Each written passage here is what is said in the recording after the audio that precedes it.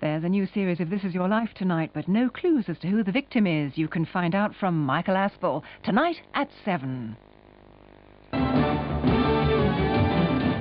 On Coast to Coast tonight, TVS loses its licence to broadcast in the south. How do the viewers react? Meridian Television will take over in January 1993. They tell us what they have on offer. And a centre for learning about the countryside and the environment is under threat through lack of funds. So that's Coast to Coast tonight at 6.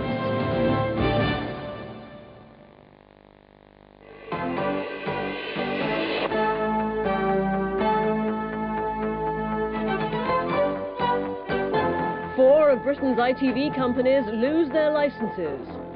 Granada Television and Coronation Street are safe. Waldegrave, 99 new hospitals to get trust status. And Major face-to-face with Mandela at the Commonwealth Summit. Good evening. 4 of commercial television's most famous companies lost their licences today in the biggest shake-up in ITV's history. Thames, TVAM, Southampton-based TVS and TSW covering the southwest all lost to rival bids.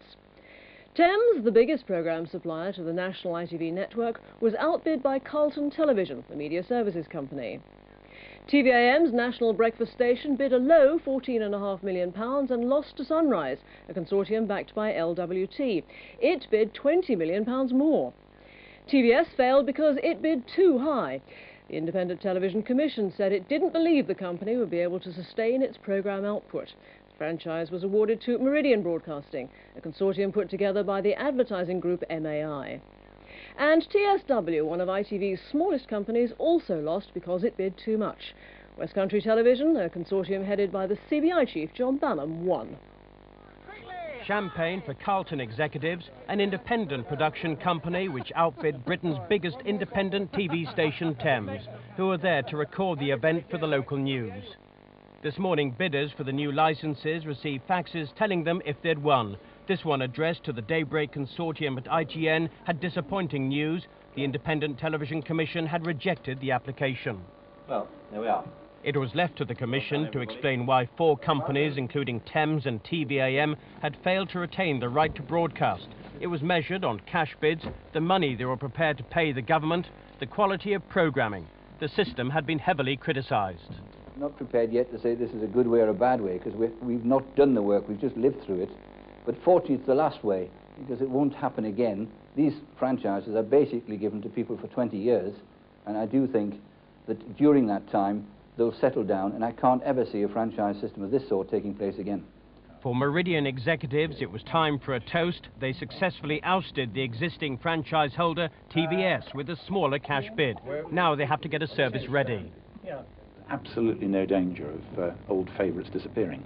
The way the new ITV system will operate means that production companies, and TVS has every right to stay in business as a production company, can offer programmes direct to the network, and for that matter we'd be delighted to work with them. And at London Weekend Television, the stars were brought in after the station successfully beat off the competition. It was a different story at Thames. Staff learned the company had lost the contest in an in-house broadcast from the chief executive. It left workers angry and worried for the future. I think the Thames are a wonderful company. We've made some excellent programmes in the past, and I don't think Carlton will ever come up to our expectations. I got some wonderful men and women who work here at Thames, and to lose their jobs because of a higher cash bid when their track record could not be taken into account, only paper promises could be taken into account by the ITC, is very rough justice on those people. Here, the look says everything. Phil Redmond's consortium failed to win. Granada succeeded with a smaller bid on the quality threshold. He can't understand why. We can't see how, looking across the whole system, other people seem to have got through and we didn't. So that's something we're going to have to take a view on later today and tomorrow. And why that company considers whether to take legal action, Richard Branson's group certainly will. They tried for 3 licences and got nothing. Decided to go to court to debate it with them, and because we are within our rights to go for a judicial review, and we would like to see the court overturn it and let us run Thames rather than Carlton. But on Coronation Street, there were celebrations. Britain's longest-running soap will stay on the screens. Stephen Cape, ITN, Central London. Staff at TVAM, the company which has held the national breakfast television licence since 1983, said they were shocked and saddened at today's news. Presenter Mike Morris said he was gutted. Despite the jolly title sequences, there's been a number of dreadful mornings in the short history of TVAM, but today's must be the very worst. Bruce Gingell, the man who made TVAM profitable, gave the company's reaction. Naturally, we're very deeply disappointed at the decision of the ITC.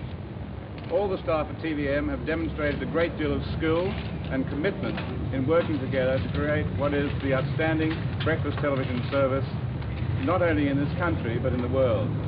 It's an extraordinary decision. On February the 1st, 1983, it was the famous five who presented Britain's first commercial breakfast service. Hello, good morning and welcome. David Frost is in fact the only one of the five still connected with the station. But TVAM lost money and quickly changed hands, and the original faces and ideals were changed too. There was a long, damaging strike and lockout, but Gingell forced through more flexible working methods and lower manning. Since then, TVAM's sofa-driven service has been criticised. Trawling through the papers for some of the dafter stories. But it has been highly popular and highly profitable.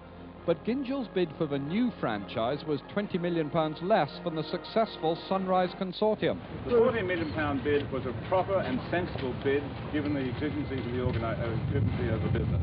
I do not believe that Sunrise will be a profitable company. I predict that Sunrise will be bankrupt in 1994. TVAM has revolutionised the television business in many ways, and it does seem very unjust that it is others who may reap the benefit. We did not deserve this. We deserved special consideration for our achievements. That has not happened, and I feel gutted. The champagne came out anyway today, despite the very real bitterness. David Rose, ITN, North London. The losers in the franchise auction currently broadcast some of ITV's best-known series, like Minder, The Bill and The Ruth Rendell Mysteries. It's not clear what will happen to them after 1993. Every other Monday at 10:30, executives from 10 ITV companies meet here to decide which programmes are shown nationwide. From next year, those decisions will be in the hands of an independent group known as Central Scheduling. They'll buy and commission programmes in a similar way to Channel 4. With the demise of Thames and TVS, blockbusters like The Bill and The Ruth Rendell Mysteries will be up for grabs. In future, ITV will have to buy them, but both satellite television and the BBC can bid for them too. My concern is that the BBC schedules look strong and have a BBC feel to them.